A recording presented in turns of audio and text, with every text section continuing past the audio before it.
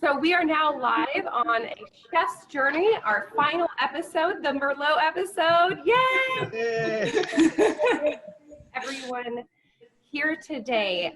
Thank you to all of our audience members. Thank you to all of our wonderful panelists and our special guest moderator for the day, Kelly Mitchell. So to give you a little background of Kelly before she takes it away, she's popularly known as the Wine Siren. Kelly Mitchell is a Napa-based award-winning international travel and wine journalist, winner of the Millésimas USA Wine Travel Award, and ranked 6th international wine influencer. She is on a mission to bring the stories of wine, artisans, and travel to all. As a journalist, her goal is to share, demystify, and make world-class food and wine approachable. Kelly shares unique insights into wineries, restaurants, and travel destinations across the globe, a strong focus on the people who make it all happen. Co-author of numerous books, you can follow her adventures on theWineSiren.com or her YouTube channel, The Wine Siren, Insider's Guide to Wine and Travel. So without further ado, I'll let Kelly take it away. Well, thank you so much, Lisa Marie. I'm really excited to be here. I mean, Alexander Valley is one of those places where, you know, so much has happened. It's rich in history. It's rich in cultural experience, but also the winemaking takes precedence, as does the food, as we all know here. So I am really excited to introduce the first guest today, because we have somebody who I said hello before we opened up this forum live, but Mateo Granados, who I have actually been in his restaurant. It's fantastic, so I'll attest to that right there. But Mateo of Cocina Latina in Healdsburg, and he is a Yucatan born chef.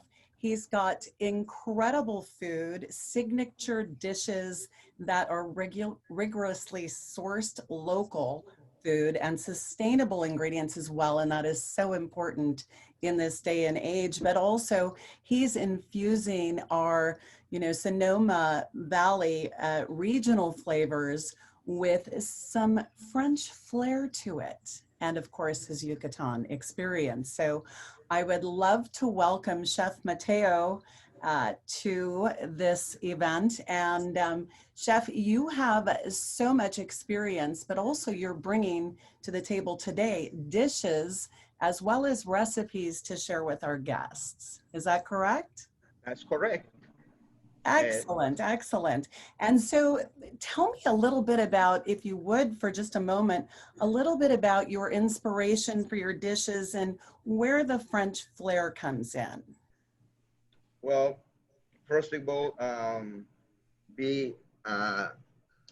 working with 2 different wines from the Alexander Valley and being Merlot, and you know, people all the time say, "What's your favorite wine?" My favorite wine, they all my favorite wines. It's like these wines, you know. Merlot is amazing. I mean, I say, but I want to do a Merlot in a different pairing way. I want to go out of the box. Like I had a beet salad from Merida's garden, because we own our own garden. We grow all our stuff for this salad.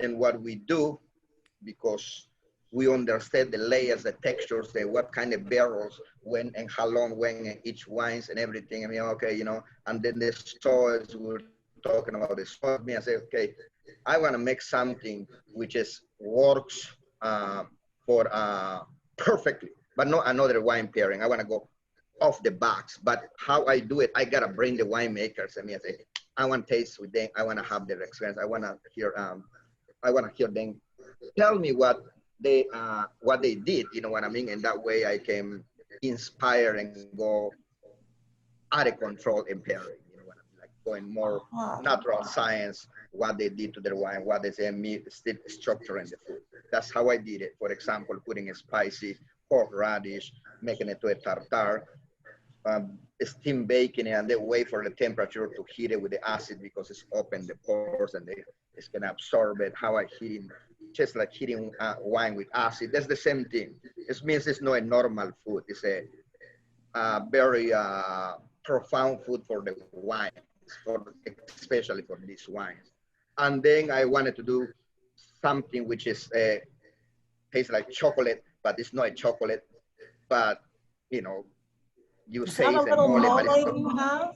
A little mole in that sauce? No, it's a red wine, burnt guajillo chilies in a grill, and then our tomato habanero sauce, spin it in a Vitamix, reduce it down.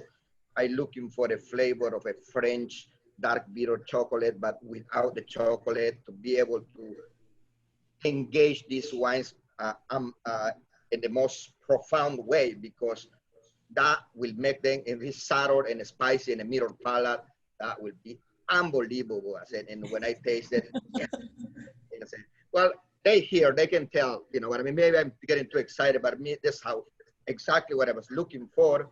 In this case, I come back and I burn the peaches and make it. You see, I burn the peaches. Oh but my goodness, yes. And that way you put the meat in the peach, and you have a different experience of mole. I said, this is not mole, but it's how it's tasting, because those wines allow me to do that job. Because, for example, Alexander Valley is, if I'm correct, is the French oak and American oak, and then you have the other different oaks as well. And my mind just start tripping up and having fun. I love it. So you just gave us a sneak peek of that duck breast that you have lightly scored on the top. I can slice it and I can taste it for you. And I let you no, don't torture us. Come right, we need to come put right through the screen towards us. Oh my goodness, look at that. That's absolutely stunning. Here, look at this one. This is the peach that we're talking about. That's beautiful. Absolutely beautiful. So you're using white peaches with fur or without fur? With fur. I burned the fur to be able to give textural charcoaly taste. Because if you take it off, it means stop to walk. It's got to have texture, just like the wine has texture. Absolutely. Absolutely. Okay. And so and we've got two wines that we're addressing today, the 2017 SUTRO Merlot and then the Alexander Valley 2018 Merlot. Sorry for interrupting. I just wanted to mention that really quickly. Now so you've got the beet salad that we saw a quick picture of. You've got the duck breast. There is another dish that I know is right over there. What do you have to share with us? When it comes to be a companion of the duck, and it calls trolelote. It's this one comes from Laguna Farm, from Nacho. And what I decided to do is steam bake it and put, what I did, I diced the bell peppers, because people say, oh, bell pepper doesn't go with wine. No. I say, well, I don't know about that. If you grow in the peppers and it's a amount, you control the water and you do the right cut, and that way it doesn't overtake any of the wine, but makes it fun. And then I dress it with house-made sour cream and mix it all together and bind it with a little bit Reggiano di Parmigiano. Oh.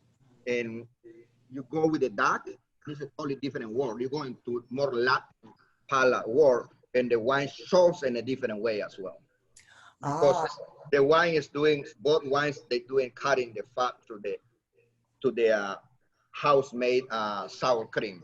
I don't like sour cream. That's why I make it here in that way. I don't make it greasy. And I can put it with wine. It makes it, technically, it's not about the sour cream. It's about the fat that's there in the wines. They interacting with that dish. It's a different way. I said it's a totally French California, that one. The peach is totally French. And the beet salads, more Yucatecan. But in the Yucatan, we overcook it, and it is perfect al dente. You know, it looks amazing and it looks so fresh, but you're saying that you're actually, are you steaming the corn initially? I steam the corn in a Chinese steamer. Okay. I peel it, I clean it, because if I peel it, I get all that smell of the corn is gonna go away, and that's what I need to be able to make the wine move, because it has something to make it move, you know what I mean?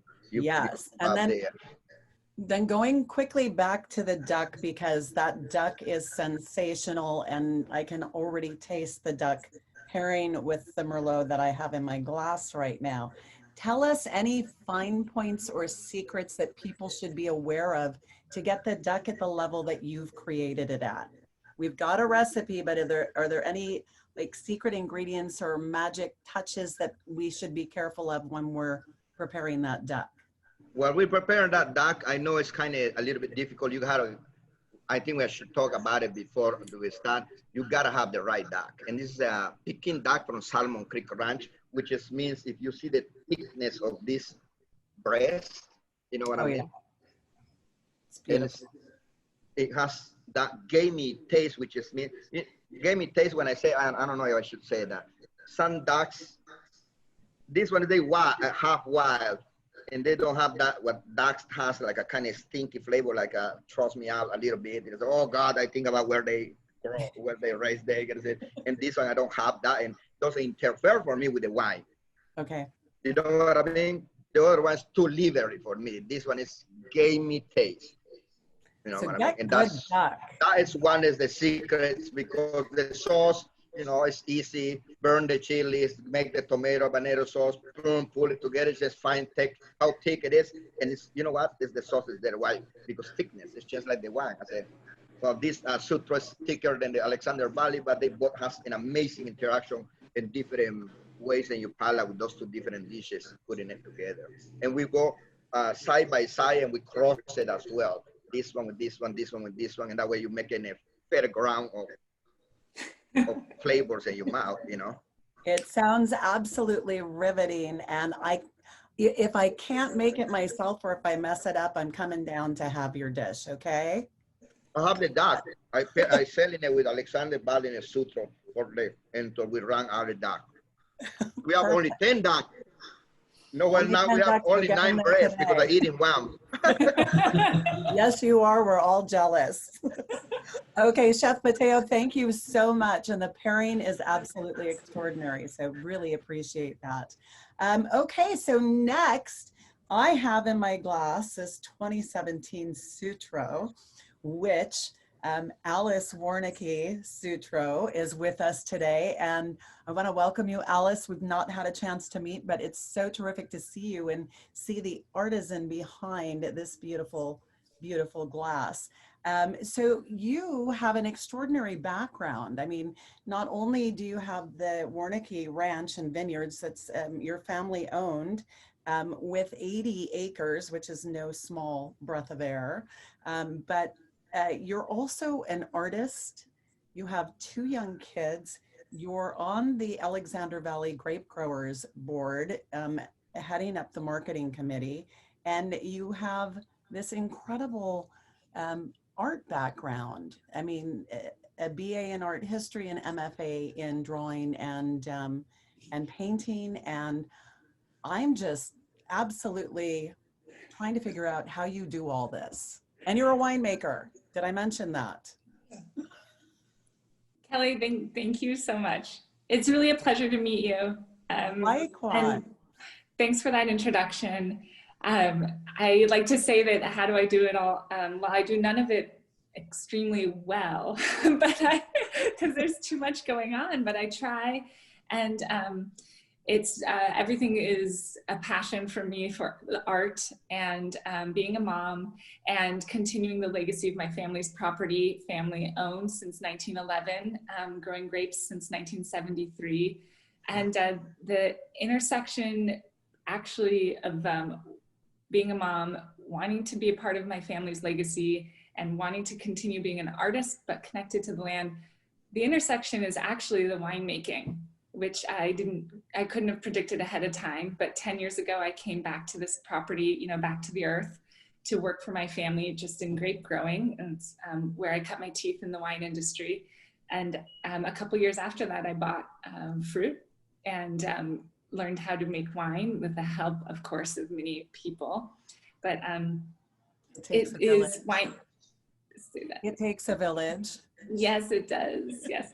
And so winemaking is the intersection of my passions for land, family, being able to raise my kids here and having creativity in the forefront of every day. Yes. Fantastic. Well, tell us a little bit about the wines that you are making. We have in our glasses today the 2017 Merlot, Yeah. which I went to your website today and you are sold out. Right. That is. So I feel like I should be massaging this glass and enjoying it. Yeah. At my leisure. Thanks. That's well, how to buy my wine. You know, I was going to end with that, but I'll start with that. Is I put a little flag on that, sold out on my website, because I have about 40 cases left for my wine club fall release. But anyone who joined this webinar will get an email afterwards with an opportunity to join the list and maybe get access to that last bit of Merlot, 2017 Merlot.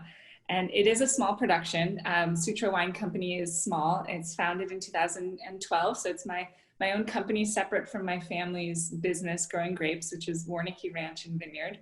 But I do source all my fruit from the family property where I live, and we're on Chalk Hill Road. And since this is really a series that's focused on Alexander Valley, I'll contextualize that. So if you're not familiar, Chalk Hill Road is the very southern tip of Alexander Valley. And it's where the valley gets quite tight and really disappears into the Mayakama foothills. So we're higher elevation. It's not mountain fruit, but we're at 260 feet. And it's where the Mayakamas really have their toes in the Russian River. So our family property is a mile frontage on the Russian River and a very narrow river corridor at this southern tip of the valley. And so 2012 was my first vintage. I didn't make Merlot. I did the following year, and this is 2017, which was 98 cases. That was my production that year. So I've recently slowly increased that, and overall I only make 650 cases. It's a very small winery, but I really like being involved, which is why I joined the board, and I want to represent my family business as well. But I can tell you a bit about this wine. It is 2017 meant a lot for me because I had 2 kids by then. And so things were getting pretty serious at home, but I was still managing the small company. And 2017 was when I was able to be ahead of my game enough in terms of being a mom and running a small business to blend. So I sourced some Petit Verdot and Malbec from neighbors, and my goal really is to have a smooth, elegant Merlot that really is about Bordeaux, about the origins of these types of wines. And Alexander Valley is absolutely a match made in heaven with the microclimate here and the terroir, and is really well suited to Bordeaux varietals. So this particular wine has 85% Merlot, 11% Cabernet Sauvignon, 2% Petit Verdot, and there's our glam shot, thank you, Lisa, and 2% Malbec. So if I want to keep this vineyard designate, my off-vineyard blending varietals have to be under 5%. So that's why I'm so small in the Petit Verdot and the Malbec, but they're important for hardiness and also just for depth on the palate. I wanted a bit more complexity in this wine. And it's aged for 2 years in oak, but it's all neutral. And these are points of differentiation that Kevin will point out. It's really fun to have these 2 wines, the Alexander Valley wine, Merlot, side by side. Those are some production details, and my goal is really minimal intervention. So because my background is in grape growing, I do believe the wine is made in the vineyard. And we have volcanic soil, so we get really good acidity. We're in a bit cooler climate in the southern tip of the valley. So my wines are about good acidity, complex aromas, which comes from being cooler and being able to have the grapes on the vine for longer, so the fruit can express those parts of its more subtle aromas. And the tannins are smoother. We let the fruit hang out. Again, because of the cooler climate, the fruit can stay on the vine longer. More mature tannins are smoother on the palate. But the acidity makes for great pairings. And I loved what Mateo said about like the skin of the peach is the texture. And we do see that in this Merlot too. And tasting notes, I in general get cherry and red berries on my Merlot. But what I really, really love is the umami and earthiness, and that's going to come out as like dried cooking herbs and even a little bit of toasted coconut, and that's really from the fruit, because my oak program is neutral. Again, though, it's a blend, and Kevin will remind me of that. He'll also remind me that it's 1 year older than the Alexander Valley Merlot that we're trying. So there's been a chance for this to kind of blend in the bottle a bit longer. It's actually really, really, really beautiful. Can you tell me a little bit about you mentioned you're at the foothills of the Maya Commons in Alexander Valley. Can you tell me a little bit about what the positioning is towards sun and wind? Yes, I prepared a virtual background so you can see the block. I love it. Oh my goodness, that's beautiful. So this is a view of Warnicki Ranch, and in the foreground is the terraced Merlot block. So it's about a 4-acre field here. And, you know, it's so funny, Mateo said he wants the food in front of him so he can eat, and it just helps him remember kind of how to talk about the food. And sorry if I'm putting words in your mouth, Mateo, that's what I understood. I really need to see a picture. I have this mnemonic memory. So the way I give my tours, my hospitality is I really want people to visit the site, and I do a hike. So a 45-minute tour of the vineyard. And we go to the top of this terrace Merlot block. And when I'm there, I can remember things that are really important in the microclimate and the environmental influences that make a great wine. So this is sunrise. So the block is sloped facing northwest, and it's amphitheater shaped. So one would think usually like southern exposure is what you want, but since it gets really hot in Alexander Valley, I think it's to our advantage to have this northwestern exposure because the vines don't have any direct sun. The grapes don't have any direct sun. And so they can really take their time to mature without getting over the sugar content going through the roof.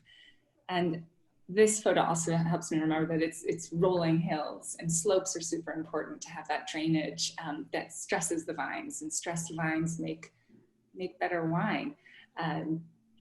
Lower volumes, less quantity. So that's a little picture. Does that help? It's absolutely stunning. And yes, it helped tremendously.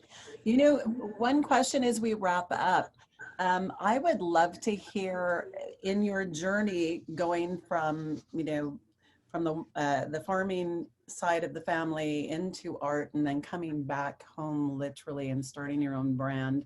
What are some of the impacts or intersections that have really kind of taken your winemaking to the next level, do you feel? Okay, yeah. There's a deep respect for land that makes sustainable farming and a really important part of how the wine ends up tasting.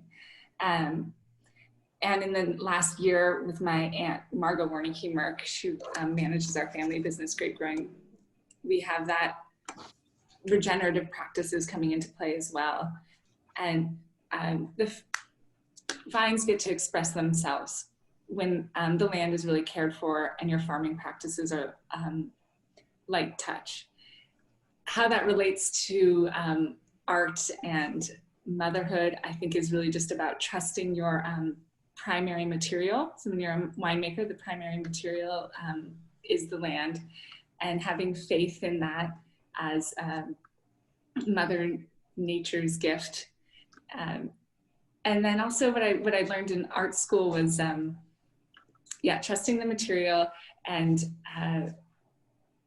being flexible so that what you, if your project's not going where you want it to go, you have to really embrace that direction. And the wines told me what they wanted to be. They wanted to be high in acid, and they wanted to be smooth tannins. And I had to take a couple of years making the wines to then shape my winemaking philosophy around it. And another thing I learned in art school was to be your weirdest self, to really get personal and understand, and that plays more into the branding. So although I have a fairly conventional label, I like to have more interesting branding, and I do a lot of drawings for my marketing, and I do conversations with women and inquiry sessions where I kind of get to continue that thirst for creativity through a wine label.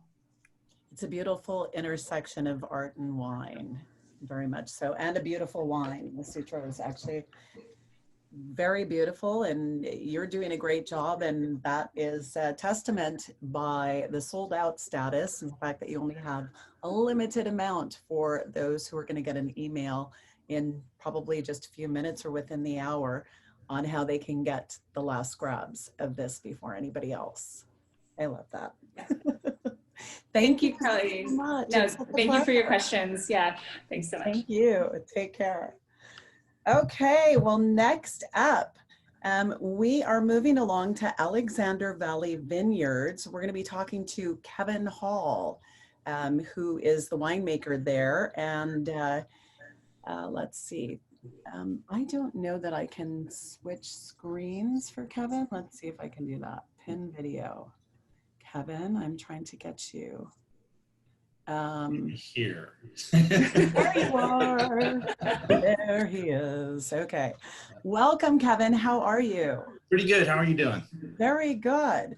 I want to tell people a little bit about your background. You've been traveling around the world experiencing wine over the last 22 years. This is your 22nd harvest. Do I have that right? This is my 27th harvest, and this 27th. This is my 23rd harvest at AVV.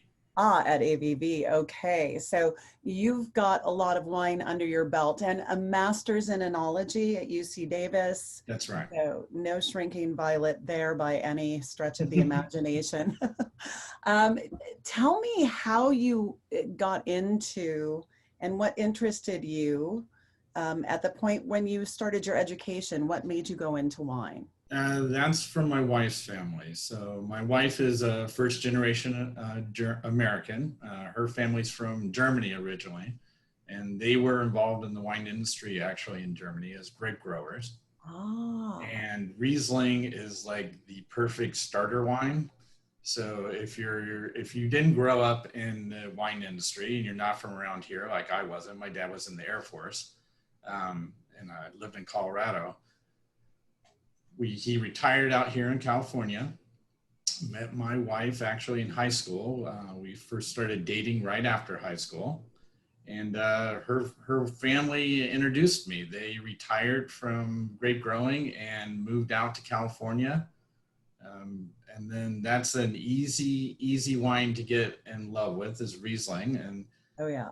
Wanted to have something to talk to her family about. So the more I read, the more I got interested in it. Actually ended up going back to school for winemaking. And that's how I ended up at UC Davis. Fantastic. And you've also done a stint in New Zealand as well, correct? I did. So that was where I was at right before I came to Alexander Valley. So got it. New Zealand's a wonderful country. Great place to make wine. Excellent, and beautiful as well, right? Yes, definitely. Okay, what can you tell us about this 2018 Merlot that we have in our glasses today? It's really great to have. I'm trying both wines actually here, and it's so much fun to have them as a comparison. So what we're trying is the 2018 State Merlot, and this Merlot, it's 100% Merlot. 2018 was started off as a slightly cooler year, really ideal growing conditions the entire year, which led to long maturation of the grapes, really an abundant harvest actually. We ended up with a lot of really voluptuous, nice concentration, great year for Merlot. This wine, like I said, it's 100% Merlot. It's aged for 14 months in barrel. And I use a combination of both French and American oak. And of that French and American oak, it's 25% as new oak. So you definitely do get some oak influence. It's not enough to, I like to think of it as it complements the fruit. Absolutely. No heavy-handedness. Exactly. Very nice. The Merlot for us we're in the southern region of the valley as well. Merlot for us tends to have a little bigger tannin structure than some of the other Merlots out there.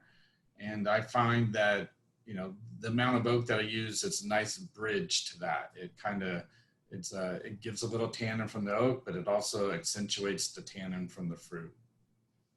And the notes that you get from this? I get the cassis, I get black cherry. There's a little bit of chocolate. You definitely pick up some vanilla and some baking spice from the oak. Quite beautiful. What is the production like? This, once again, is the complete opposite of the other wine. So we're at around 26,000 cases. Wow. So, okay. So really quickly, just looking at 2020, are you done with harvest? We are not. We're just, now somebody else is done with harvest. Sutro, Alice is done. Yeah. We're 65% done. So it's been actually a big, fast and furious harvest for us, but we still have that big 35% to go. Got it. Got it. And tell me about your fermentation process, if you would. So this, once we bring the fruit in, it's destemmed to stainless steel tanks. We inoculate it with a yeast of our choice, and then we do twice daily pump overs. Fermentation usually takes around 10 days to 2 weeks. We'll press off then, and then let it settle for about 24 to 48 hours, and then rack it into barrels. Got it. And what is your, what are you seeing as far as, look at those caves. Yeah, we have quite an extensive cave system here at the winery. So how big are the caves? I think right now we're around 25,000 square feet, but we're expanding. Wow. We have around 9,000 barrels in those caves. Oh my goodness. Well, you could have a festival there with a wine thief in a glass, right? Yes, you can. You need a map though to get around.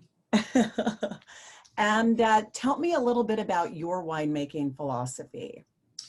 The whole idea is trying to accentuate the Alexander Valley. So giving you a choice, giving you a chance to see what fruit from the valley is like, making sure that it's varietally correct, but it also has a sense of place. So I don't want to be too heavy-handed. I work with a lot of great vineyards, a lot of great growers. We also purchase quite a bit of our fruit, but we have long-standing contracts with all these growers, and they've been part of the family from the beginning.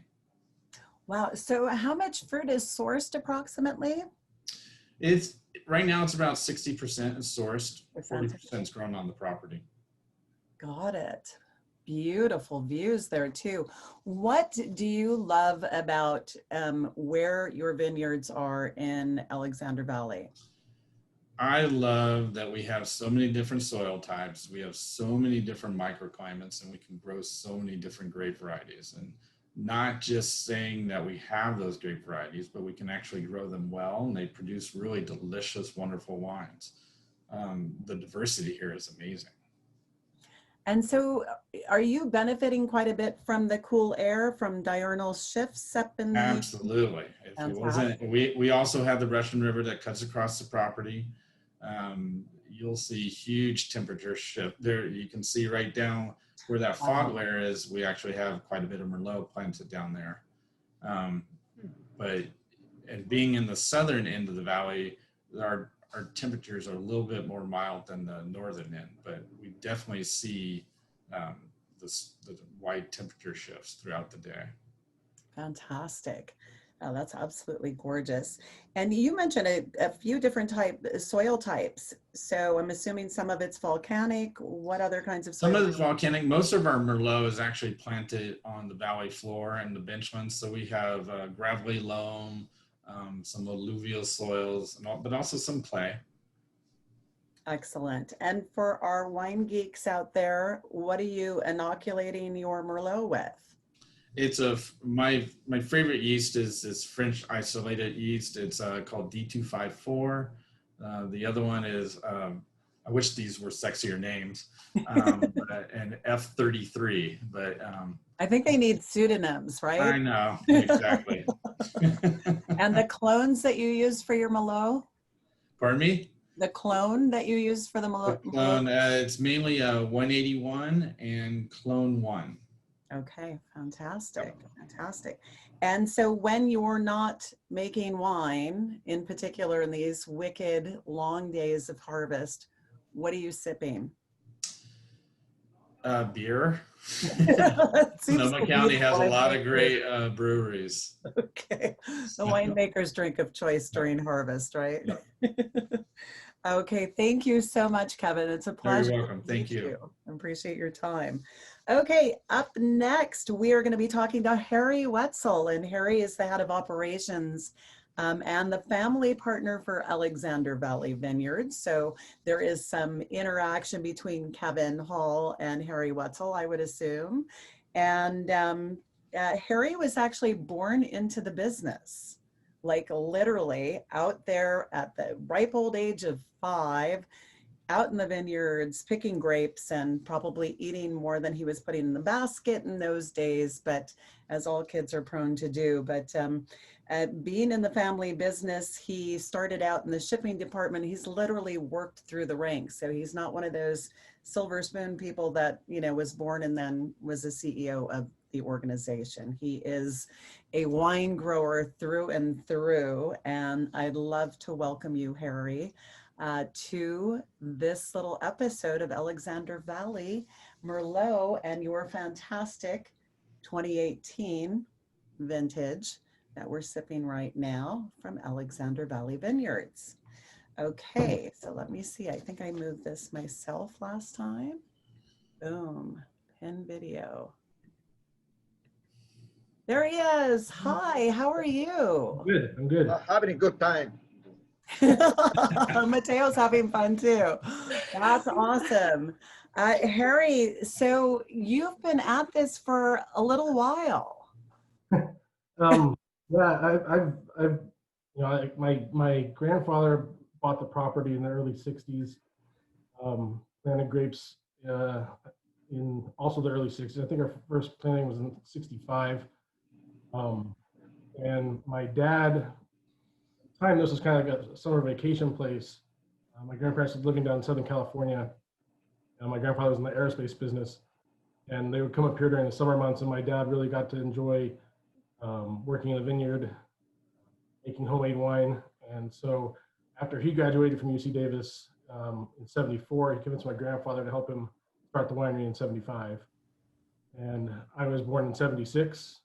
And like Good timing. Yeah. I always joke that my brother's birthday is October 19th. I don't think he was on purpose. But yeah, it's something I've been doing my whole life. Like you said, I remember my first job was picking grapes, and it wasn't really a job. I just saw guys outside picking grapes. So I thought it'd be fun to do it with them. So I went pick grapes, and then I actually, my dad gave me a paycheck for it. And I thought I was just doing it for fun. But yeah, it's, you know, it's something I've grown up with my whole life. And like you said, I've done kind of a little bit of everything here. I worked in the shipping department, but I also, one of my jobs was climbing into the attic to get rid of bats. I mean, it's, when I was a kid, my dad gave me all the worst jobs you could possibly get. I don't know if he was trying to convince me not to do it, but Right. you know, this whole area is such a gorgeous place. With, you know, so much diversity, so many different things grow here, so many different things grow well here, and you know, it's just a wonderful place to be. So growing up with it, I decided when I was in high school I wanted, you know, study winemaking as well. So I went to UC Davis also, got my degree in enology and viticulture, and eventually, after sort of hopscotching around a few places, came back here, and I've been here at the winery since 2002. Initially starting as the enologist for Kevin, then eventually assistant winemaker, and now head of operations. As far as Kevin and I working together, we work pretty much hand in hand. He deals obviously with all the winemaking stuff. I deal with operations in general at the winery, but also with all of our growers and vineyard managers, and of course our own vineyard.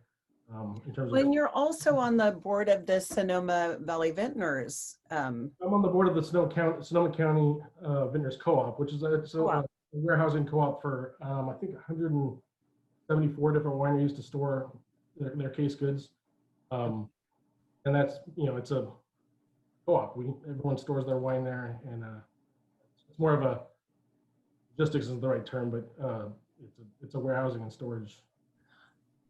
Got it. So tell me about this, going through this journey from, you know, being a young child into now like the operations level. What do you see, like, what do you want people to take away when they pour your wine into their glass? What do you want them to get a sense of? Well, it's like one of the, like Kevin said, you know, I want them to get a sense of place, you know, where we are. I think Alexander Valley, in particular, Southern Alexander Valley Merlot is fairly unique. But I also want, I want to sort of demystify everything. You know, it's the same approach we take with our tasting room. We want to try and have be sort of an educational experience for people, because a lot of people show up and, you know, they're a little intimidated by wine, or they're just getting into it. And so if you ask what type of wine they like, they say red. And so you gotta kind of. We've all been there at some point in our lives, right? So yeah, I wanna make wine tasting, wine drinking, and even wine tourism in the area, just simplify it and make it not so, I don't want to say arrogant, but it comes off that way sometimes. So I want to make it something that's approachable. But what I always tell people in our tasting room, I said, you know, if you try the wine, if you don't like it, just dump it out. You're not going to offend me. The whole point of this is tasting different wines, seeing what you like. And at the end of the day, all that matters is, do you like it or not? And if you like it, buy it. And if not, move on to the next one. Absolutely, absolutely. From the standpoint of growth and the future vision of Alexander Valley Vineyards, where do you kind of see things taking shape? You're at 20s, and Kevin may need to have a drink if you double or triple the production, because you're already at 26,000 cases. We're trying, you know, we make a whole bunch of different wines. Merlot was one of them. I think all told, we make 23 different wines. Not 23 different varieties. We make multiple Zinfandels. We have a few different Cabernets, that kind of stuff. But and I always joke that my brother is my counterpart and that he's our sales manager. So I'm with Kevin on the production side of things. My brother's a sales manager. My dad has this running joke that my job is to produce more wine than my brother can sell, and my brother's job is to sell more wine than we can produce. And it's constantly a back and forth. Kevin, unfortunately, tends to get caught in the middle. But that being said, both my brother and I really refer to and respect Kevin's opinions on things. So if say my dad, of course, has the final say in almost everything. So if my dad wants to go in a certain direction, and myself or my brother don't, I usually go to Kevin and say, hey, can you pitch in on this? Because I'm only getting so far. The tiebreaker. Yeah. I mean, as far as the direction we're going, we're definitely leaning more heavily on Bordeaux varieties, in particular Cabernet. That's what we're really most well known for. But Merlot, especially in the last like 5 or 6 years, has really picked up a lot. There was a long lull after Sideways came out. But things have definitely started picking up. I think a lot of people got out of the Merlot game in general. And I always tell people when I'm doing a wine dinner, one of my most frustrating things with Merlot is a lot of times you get a glass of Merlot and you smell it and it smells great, and you taste it and it's just flabby and watery and boring. And one of the things I like in particular about Alexander Valley Merlots, and Alice's Merlot is a perfect example of it, is it has a backbone to it. It stands up to what you're smelling and it matches. And that's what I really like about, in particular, Alexander Valley Merlots, particularly Southern Alexander Valley. It's pretty incredible that a movie that was entertaining had such an impact on Merlot, and it's created this Valentino. stigma of sorts, which we're starting to overcome. But Merlot is one of the most fantastic varietals on the planet, and it deserves reverence, I think. Yeah, so let's see. The next question I had is, as far as I want to quickly delve into the experiences that you offer when people come to taste, and then we're going to get on to questions. We have a couple of questions in the waiting room. So the tasting experiences that you offer. Right now, things are a little weird, but typically, we're not in a pandemic. The understatement of 2020. Typically, we're not in a pandemic. We do offer complimentary tastings, and we're open 7 days a week, 10 to 5, and you can just show up and try wine free. There's a reserve tasting that has a little tasting fee associated to it. If you buy the wine, the tasting fee goes towards that purchase. Okay. Like I said, what we try and do is really try and make it more of an educational experience. So we have complimentary tours at 11 and 2 every day that go into our cave that we saw a picture of earlier. We let people try Cabernet from a French oak barrel and an American oak barrel side by side. You can see the influence of the different types of oak on the same wine. So it's the same. It's one wine from the same vineyard, and just in French oak versus American oak. And that way, the customer, the guest, can come and actually try them and see how those different types of oak impact the wine. That's fantastic. You don't see a lot of that. That tour usually concludes. They get to see a cork oak tree to see where cork comes from. Like I said, we're trying to make it sort of just overall educational and make it mystifying. Wanted to ask, let's see, I'm going to bounce to Alice for just a second. Harry, stand by because there may be a question for you as well, but we've got a question for Alice. So Alice, I'm going to bring you in. Thank you so much, Harry. It's a pleasure to connect with you. Alice, I have a question. Where is Sutro located, and is there a tasting room? This is from Steve Berberich. Hi, so Sutro is, you could actually call it virtual because although it's really tied to the land, Warnicki Ranch and Vineyard, I don't have my own facility, and the wines are made and I oversee the winemaking at Medlock Ames across the street, another Alexander Valley winery. But for tours, the hospitality offering that I have is at Warnicki Ranch and Vineyards to see the grapes and to really talk about terroir. And you can book that with me through the website, sutrowine.com. It's a 40-minute tour. It's with me, and we talk about what's going on in the vineyard and how it relates to what you would taste in a glass. And you can then receive wine at home. And the virtual COVID world, actually, I do the follow-up tasting on a computer with visitors. And that's just what I've settled on to work during these days. So that's a great way to approach it. Now, somebody did ask that they tried to order the Sutro and it sold out. So we know that you're going to be sending an email shortly. So if you are in the chat, if you can make sure that we've got your emails or access to your emails already, that will be sent out by Alice just shortly, right? Yes, so we were given, I'm able to email everybody to learn about how to get the last stash of this Merlot that I'm saving for my fall release. Thanks, Kelly. Excellent, that's awesome. Okay, Alice, this is for you as well. We have a question from Connie and Sally. What inspired the logo on SUTRO Wine? And can you tell us about the logo? It looks like two birds and also someone praying and meditating. Yeah, what inspired that is that at this, my family place, we have white pigeons. So those are two white birds. And the actual logo though is, my husband found it. He's an architect, so it's an architectural reference, and it's the pulled it from the floor of the baptistry in Florence. So it's originally a black and white marble inlay flooring, and this is a little 1 by 1 inch excerpt from it but what we were looking for were white birds to represent Warnicki Ranch, to not have a landscape. And the birds have been at our spot in an aviary, and we feed them and keep them up.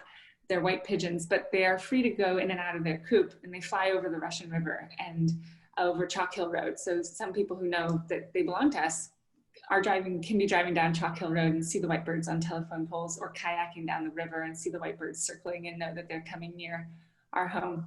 And that's why we put them on the label. And actually in the middle, it's sort of a Rorschach thing. People praying, I love that, meditating. I think it's a vine. I think it's such like maybe the tree of life, which can, in some cultures, is a grapevine. So, yeah. Beautiful. Thank you for that. Let's see. This is from John Gilbert for you, Alice, as well. 10 years ago, White Oak and Hannah both made Zin from the Poroi vineyard and had a flash of toasted coconut as they finished. And then he goes on to say that the vineyard was eventually killed by phylloxera. Is the toasted coconut a function of the soil, winemaking, oak, or what is your perception on that? Toasted coconut is one of the earth aromas. And for me, it's really about Merlot being able to express not just red fruit, but also to be about umami and other aspects of the palate. And given our growing conditions, the berries are able to ripen enough to really get into those more nuanced aromas. But I do have cab in here, 11% cab. And I use neutral oak that are 3+ years old. Coconut is also used kind of about an oak aroma, but in this case, I'm really referring to an earthiness that's from the berries. Fantastic. Thank you so much. And then we've got just a little side note. Hi to Harry and Kevin. Regards to your folks, Hank and Linda, from your former neighbors, Phil and Linda Esselstein. And last but not least, do our guests have an assessment of the 2020 vintage to date? I mean, I can answer that to some degree, which is the jury is still out. We've had a little bit of feedback. There is a couple hundred wine samples, if not more, that are in queue. So we don't really have a wrap. Anybody want to comment on that? Alice, Kevin, or Harry? We haven't found anything yet. I mean, haven't found anything. See, that's promising, and it's kind of hit and miss. I mean, I heard a press release went out about Summerston at one point, and that is all I've heard that's been actually public. So yeah, I'll concur with Kevin that we are moving ahead with harvest, fully confident that we don't have smoke taint in at Warnicki Ranch and Vineyard, and it feels like a miracle though, because there's a lot. And I actually feel I feel for everyone who does have smoke taint. So I feel lucky, and you know, it's just about where we're situated in the valley in respect to the fire and the direct smoke taint. But so we're lucky on that. And okay, I don't know if a question is going to go back to me, so I'm just going to say this before I lose the microphone. But Mateo, thank you so much for all your just really focused input on pairings with our wines. I've never had such a serious and like extensive pairing. And it was really incredible to taste with you. And I think while we were tasting, I said, I hate tomato sauce with Merlot. And then you're like, that's tomato sauce. It was so, I also told him I hate bell peppers with Merlot. So you totally blown my expectations out of the water. I have to say too, you know, his energy level, the thought that you put into the wine and the pairings, like I've not heard anybody in such a short snippet that is a chef have that much passion about the wine and the food together. And that kind of, Mateo, segues into our last question, which is we made Mateo's wonderful chili gallo sauce, I don't know how to say that, but the recipe did not feature any Merlot. How do we incorporate it into the sauce we have already made? We are cooking dinner now. How you incorporate it? Yes. Splash, tablespoon, Pour a glass in.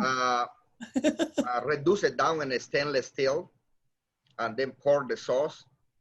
And when it tends to boil, because then the natural, when you burn in the chilies, technically you destroy it molecularly, but because I go in a Yucatan style, you drop it in water and comes back molecularly, right? Even if it's ash. And then what you do, that's, the Mayans used to use it to thick it up, for example, burn the tortillas, get it black, and because the people lives in the fields, puts it to the water and drinks it like a coffee. You know what I mean? It's, that's where the idea comes from. Like I can thick it up anything I want, and I do the white demi glaze, and then I can put all these components to it to put the layers and the textures to the food to be able to manipulate the flavors in any level, in any texture, or in any acidity. That's the most interesting thing, and not using cornstarch and not using butter, you know, I've been trained French, but trying to challenge the French style, you know what I mean? Because you wanna, no cornstarch, no butter, no flour. It means it's a challenge, but how it's gonna interfere with the wine when you don't do that? It means it's timing. For example, the peaches, you know, they come from Dry Creek peach, and then when you know it's not much water, they put, you know, the techniques they use for growing. It's just like for wine, you know what I mean? How, you know, when I want my water to be a stop, I don't want that much water in this. You know, it's exactly how we work it out. And I think it's more about the fruit and the produce and the wine than being like a chef. Like 15 years ago, I said, well, I cooking. Now I executing the flavors and putting the texture, doing the cuts, doing the sizes and the bites in your mouth and how it triggers each wine. That's the important thing, you know what I mean? How, like, one of my most impressive things is like how I hit the beats when they have in circum temperature. It's just like massaging wine. When you're stepping on it, you're walking on it, you know what I mean? And that's my experience with winemaking when I moved here to Sonoma County. You know, I got moved here to Sonoma County by Bert Williams, William and Celians, and that's what I used to do, winemaking with Bert and working in Massas, driving every night. And I said, I want to be doing pairings, but beyond, you know, we love every single wine. It means we got to be open to be with any single entire culture. Like we're talking about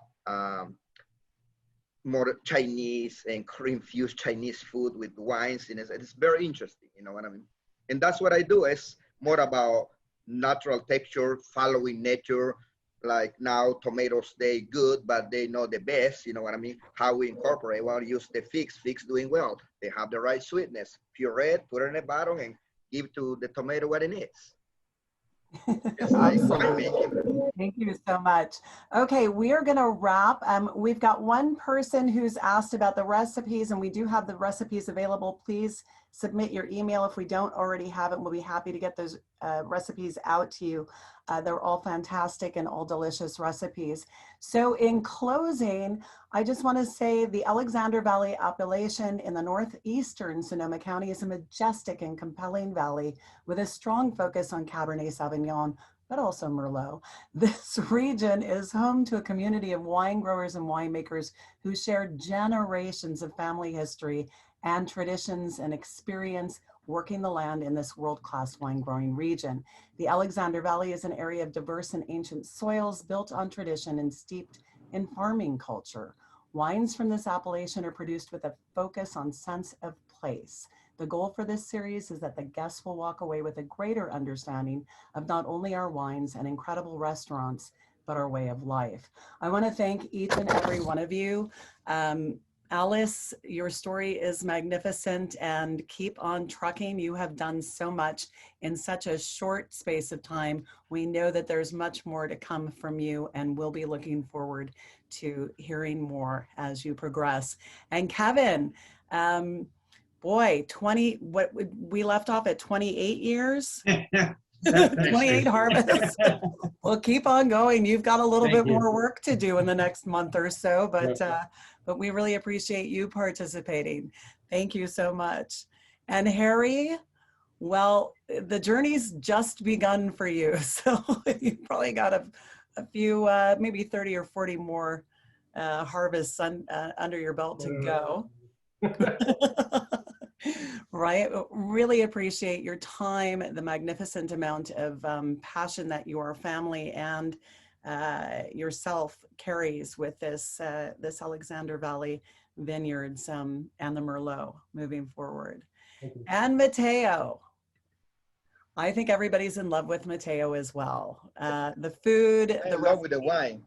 your passion, we're all in love with the wine as well. That's our #1 star. But thank you so much, Mateo. How do people get into your restaurant? How do they make reservations? Do you have a website? Now, because what we're passing, we're recommending reservations because in that way we have control of the sanitation and who counts, who lives, and everything. And that's the way we want to do it for now. And we have all the big patio outside. And who gets the recipe as well, I want to say, if they want to say, okay, Mateo, I want to come to your kitchen and see it, they can call me and set up an appointment, and I go to my kitchen step for a step with them, with what we did with the wine and how to do the dishes. I'm open to do it. Okay. And, they can call us at 433-1520 at mateoscocinalatina.com. And we have the duck, we have the salad, and we have the wines. That's all you need. Salud. Salud. Thanks, everybody. Salud. Thank you. Salud, Ali. Salud, Kevin. Salud, Harry. For joining us on the Chef's Journey of Alexander Valley, a Chef's Journey through Alexander Valley series. We appreciate everyone's time, and we hope to see you all soon. Cheers. Cheers. Cheers. Salud. Thank you.